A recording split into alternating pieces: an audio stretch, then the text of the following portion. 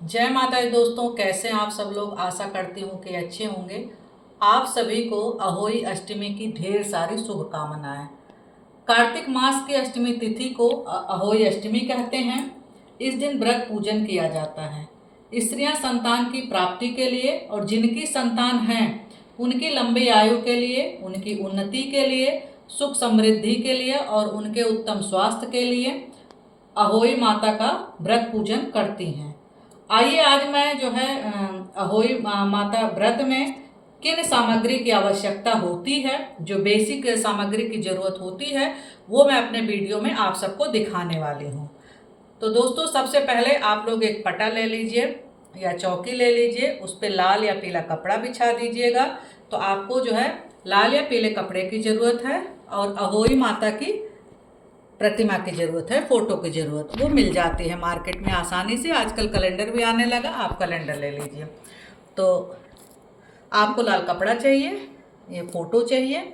उसके बाद जो है 2 घड़ा चाहिए इस तरह से, जिसको कहीं कहीं कमोई भी बोलते हैं। कमोई, इस तरह से 2 घड़ा चाहिए। हमें एक कलर का नहीं मिला तो हमें जैसे मिला हम ले। आप ऐसे भी ला सकते हैं, आप इस तरह से भी ला सकते हैं। उसके बाद आप लोगों को माता के लिए एक चुनरी की ज़रूरत पड़ेगी। इस तरह से चुनरी की ज़रूरत है। उसके बाद वस्त्र के लिए इस तरह से कलावा की ज़रूरत है, जो माता को पहनाया जाता है।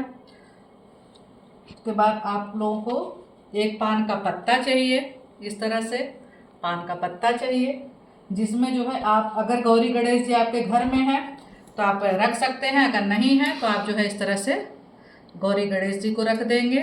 सुपाड़ी में गणेश जी का रूप बना के आप रख देंगे की ज़रूरत पड़ेगी। उसके बाद जो है रोली, अक्षत, इन सब की ज़रूरत पड़ेगी। और थोड़ा सा इस तरह से रोली घोल के रख लीजिए आप लोग। और आपके जो है शादी की चुनरी की ज़रूरत पड़ेगी। इसको जो है पूजा के समय आप थोड़ी देर रख के तब ओढ़ के, यही ओढ़ के जो है पूजा किया जाता है। तो इस तरह से ये रख दे रही हूँ मैं। उसके बाद आपको एक ऐसी इस तरह से किताब की ज़रूरत पड़ेगी। आपका जो शादी का सिंदूरा रहता है, ये इसी से आप मांग भरेंगे। ये माता के पास रख दिया जाता है। उसके बाद ये स्याऊ माता होती हैं, ये पहना जाता है उस दिन।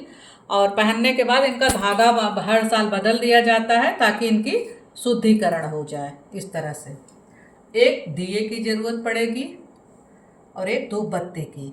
तो धूप बत्ती कहीं कहीं लोग जलाते हैं, कहीं कहीं नहीं जलाते हैं, तो आप अपने परंपरा के हिसाब से कर दीजिएगा। और दूर्वा चाहिए, हल्दी की गांठ चाहिए गणेश जी को चढ़ाने के लिए। और ये जो 2 कमोई, इनको कमोई बोलते हैं, 2 घड़ा भी बोलते हैं।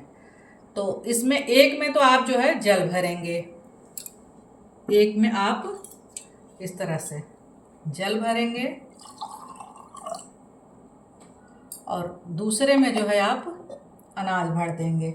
अनाज में आप जो है गेहूँ, बाजरा, चावल कुछ भी भर सकते हैं। इस तरह से आप जो है इसमें अनाज भर देंगे। मैं दिखाने के लिए आप लोगों को बता रही हूँ, ये पूरा भर के रखना पड़ता है। इस तरह से आप रखेंगे। और ध्यान रखिएगा कि आप जो है ये पूजा उसी जगह करिएगा जहाँ आप जो है दिवाली की पूजा करें, क्योंकि ये तब तक नहीं उठाया जाता जब तक दिवाली का पूजन ना हो जाए।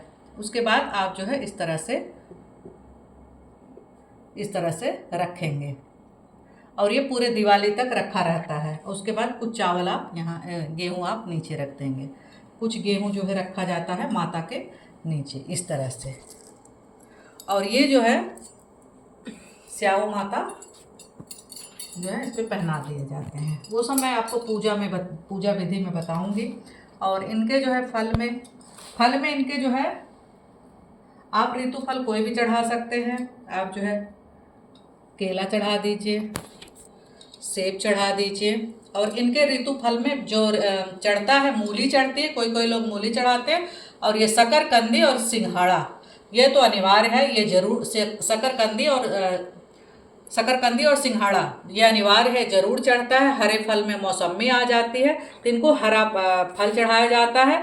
और इस व्रत में जो है दूध जो है बहुत कम यूज किया जाता है, क्योंकि यह व्रत पूत के लिए होता है, इसलिए दूध बहुत कम यूज किया जाता है। तो फल में आप ये चढ़ा सकते हैं। और बहुत लोग पूड़ी हलवा अपने अपने परंपरा के हिसाब से बना करते हैं। और इसमें जो है गुलगुले जरूर चढ़ाने हैं, प्रसाद रूप में ये गुलगुले जरूर चढ़ाने हैं। और उसके बाद दक्षिणा में, जैसे मान लीजिए आपके पूजा में कोई कमी हो गई हो, कहीं कोई जो हमें नहीं पता हो अनजाने में, तो उसके लिए दक्षिणा रख दिया जाता है। उसके बाद हम जो है अपने घर में सास या ननद के लिए ससुराल में किसी के लिए ये बायना निकाला जाता है। इस तरह से आप लोग देख लीजिए, ये बायना निकाला जाता है। बायना में आप सूट भी रख सकती हैं, साड़ी भी रख सकती हैं। एक चीज़ और, जिनको संतान उत्पत्ति के लिए करती हैं तो वो साड़ी सूट नहीं चढ़ाती, सिर्फ 2 घड़ा भरती हैं। और जिनकी संतान हो चुकी है उनके लिए अगर वो व्रत रखती हैं तब वो बायना निकाल सकती हैं। और बायना के साथ आप जो है साथ में इस तरह के श्रृंगार का सामान, ये देख लीजिए आप लोग, श्रृंगार का सामान इस तरह से श्रृंगार का सामान जरूर रखें। उसके बाद आप लोगों को ज़रूरत पड़ेगी फूल माला की, सामग्री में आपके फूल माला की, ये देखिए इस तरह से फूल माला की आपको ज़रूरत पड़ेगी ये सामग्री में। और 1 लोटा जल की ज़रूरत होगी, जो आप यहाँ रख देंगे, आचमन के लिए ज़रूरत पड़ती रहती है। फ्रेंड, अहोई अष्टमी में इन सब बेसिक सामानों की आवश्यकता पड़ती है। और साड़ी तभी पूजी जाती है जब संतान हो, और संतान प्राप्ति के लिए कर रहे हैं तो साड़ी नहीं रखनी है। दोस्तों, अगर मेरा वीडियो यूजफुल लगा हो तो मेरे चैनल को लाइक शेयर सब्सक्राइब जरूर करिएगा। और कमेंट में जय अहोई माता जरूर लिखिएगा।